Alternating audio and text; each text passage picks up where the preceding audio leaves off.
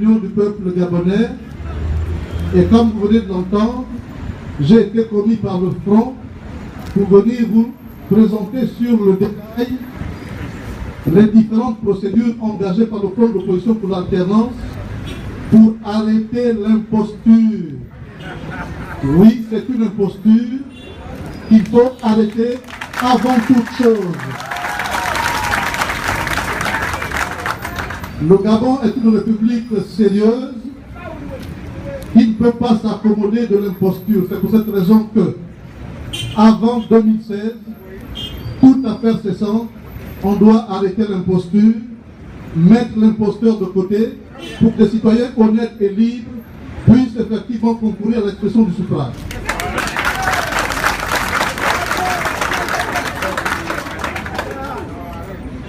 La République est marquée par le principe de l'égalité.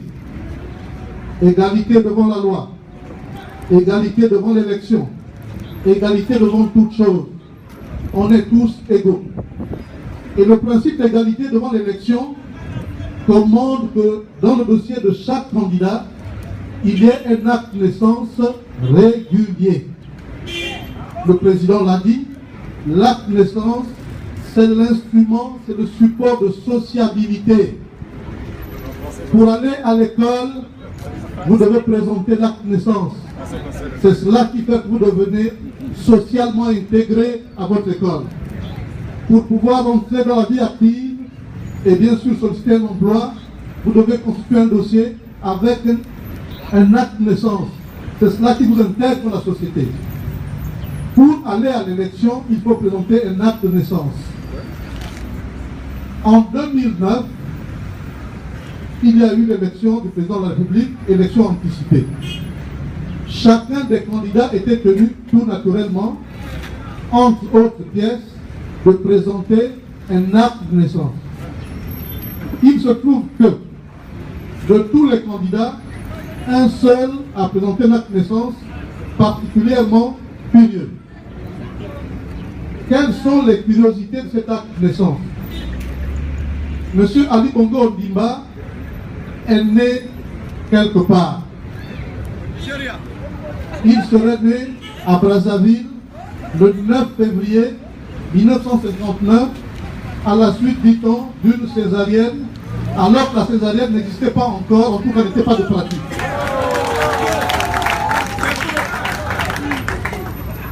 Soit, il serait donc né à Brazzaville, et cela suppose qu'il a été, lorsqu'il est né, qu'il a eu l'avantage d'avoir un acte de naissance. Puisque Brazzaville, ce n'était pas la campagne, c'était la capitale de l'Afrique équatoriale française, mais les grands peuvent encore corriger pour dire ça a été la capitale de la France libre. Donc, c'était une ville parfaitement organisée. Toutes les personnes qui naissaient à Brazzaville avaient un acte de naissance. Mais mieux, toutes les personnes qui sont nées à Brazzaville, au Congo, à Libreville, au Gabon et dans les autres villes, au Tchad, en RCA, sont nés français. Et là, ça devient encore plus sérieux. Ils ont donc obtenu un acte de naissance établi dans chacun des territoires, dans le territoire de leur naissance. Mais mieux, cette naissance-là a été archivée au service central d'état civil à Nantes. Autrement dit, tous ceux qui sont nés avant 1960 ont un acte de naissance délivré par l'administration de leur territoire, mais mieux, s'ils viennent à perdre cet acte de naissance-là, il leur suffit de recourir à Nantes et ils ont un autre excès. C'est ça le problème, il se trouve. Il se trouve que M. Ali Bongo Ondimba affirme être né à Brazzaville. C'est une bonne chose. Sauf que ce monsieur n'a pas l'acte de naissance délivré par l'officier d'état civil de la ville de Brazzaville. Ce qui est un problème. Sa mère dit qu'il y a eu la guerre et elle a dû partir de l'hôpital avec l'enfant. Semble-t-il. Oui, tout à fait. Et Ali Bongo Ondimba, qui revient au Gabon, cherche naturellement à se faire délivrer un acte de naissance gabonais, ce qui est tout à fait normal. Dans ces conditions, lorsqu'on est à l'extérieur du Gabon, qu'on a obtenu l'acte de naissance de l'autorité extérieure, pour obtenir l'acte de naissance gabonais, il faut d'abord solliciter le tribunal de Libreville pour demander la transcription de l'acte de naissance étranger sur le registre d'état civil gabonais. Et donc, il y a un premier jugement qui autorise, qui ordonne la transcription de l'acte de naissance original.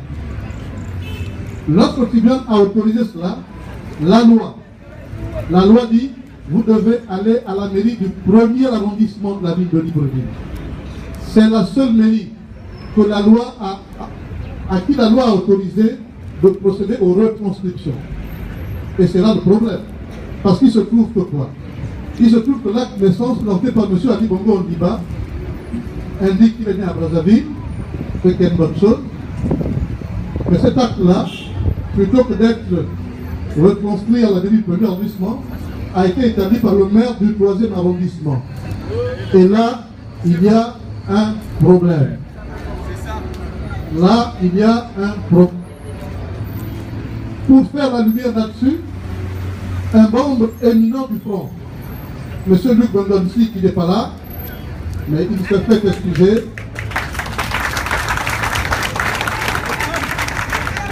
Oui, monsieur. Ce monsieur mérite qu'on puisse applaudir une seconde fois pour lui. D'abord parce que, attendez, n'anticipons pas. Luc Bongonsi est de votre quartier. Il habite quelque part par là. Luc Bongonsi a été le précurseur de tout ce débat.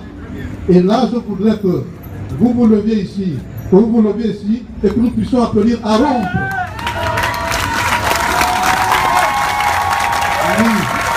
Oui, Luc Bongonsi le mérite. Et je crois que ne sont pas là avec nous, il mérite une ovation. Je vous remercie tout de suite. Luc Bongonsi, au regard de cela, a saisi la Cour constitutionnelle. Il a saisi la Cour constitutionnelle en disant cet acte de naissance n'est pas vrai, il est faux, et comme cet acte de naissance est faux, Ali Bongo Ondimba ne peut pas justifier de sa nationalité, et dans ces conditions, vous devez annuler, invalider son élection. C'est la première procédure. Et la Cour constitutionnelle a dit, oui, M. Luc Bongonsi, vous affirmez que M. Ali Bongo Ondimba ne serait pas gabonais, mais vous n'avez pas apporté suffisamment de preuves pour cela, et dans ces conditions, je rejette votre recours. Erreur fatale, je vais le démontrer tout à l'heure. Erreur fatale parce que lorsqu'on conteste la nationalité d'un individu, le juge compétent pour le faire, c'est le juge judiciaire, au tribunal de Libreville, ce n'est pas la Cour constitutionnelle.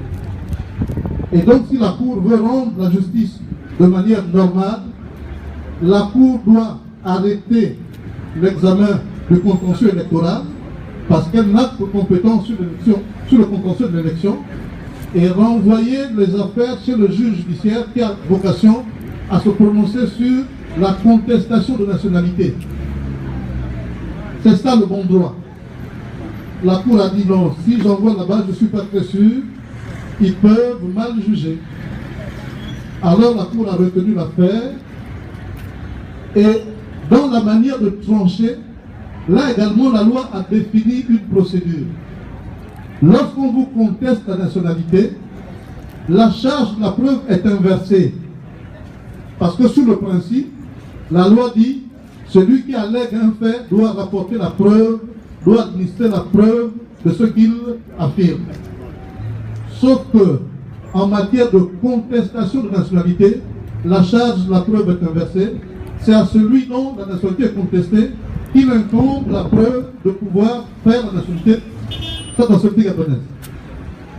Or, dans le cas d'espèce, la Cour a rejeté l'action de M. Luc Ngotsi en disant « Vous n'avez pas apporté la preuve que Ali Bongo Ondimba n'est pas gabonais ». C'est la première procédure. La seconde procédure a été engagée par tous les membres ici de manière collective. Ces membres-là ont pris l'acte de naissance.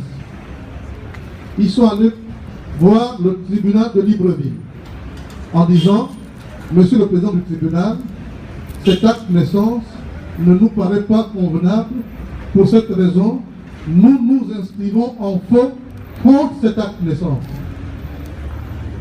Je vais vous demander quelques indulgences parce qu'il s'agit là de questions assez techniques qu'il est quand même bon que vous puissiez maîtriser pour tenir le discours désormais avec les autres. L'inscription de faux est une procédure particulière. Lorsque vous vous inscrivez en faux contre un acte, cet acte est bien sûr répertorié, identifié, et aussi longtemps que la preuve n'aura pas été faite, cet acte deviendra contestable. Et pour lever la contestation, pour lever la discussion autour de cet acte, il faut qu'un procès en faux soit effectivement organisé pour qu'on puisse savoir. Sauf que dans le cas d'espèce, dans cette situation-là, le tribunal n'a pas provoqué le procès en faux. Le président du tribunal a dit « Je ne peux pas juger parce que ce monsieur est président de la République ». Deuxième grande erreur faite contre le front, parce qu'à la vérité, en rejetant, en refusant de juger, cet acte continue d'être inscrit en faux. Autrement dit, la contestation demeure. Voilà le danger de la légèreté. Voilà le danger de la tricherie. Quand on doit faire l'économie d'une procédure, malheureusement dans le cas d'espèce, on ne fait, hélas, qu'amonceler la contestation. Parce que, quoi qu'ayant rejeté la procédure de M. de Ngotsi, quoi qu'ayant rejeté la procédure de front, la contestation demeure, n'est-ce pas? Plus ils essaient de tricher, plus les Gabonais exigent que l'on puisse faire la preuve de la régularité de son acte de naissance et au besoin, plus il faut qu'il administre la preuve de sa nationalité, n'est-ce pas? J'ai observé tout cela et je me suis dit, trêve de discussion. Cet acte de naissance doit absolument être soumis à la juridiction compétente qui a vocation à juger le chef de l'État. Cette juridiction s'appelle la Haute Cour de Justice et j'ai donc saisi cette institution-là pour qu'on puisse juger Ali Bongo Ondimba.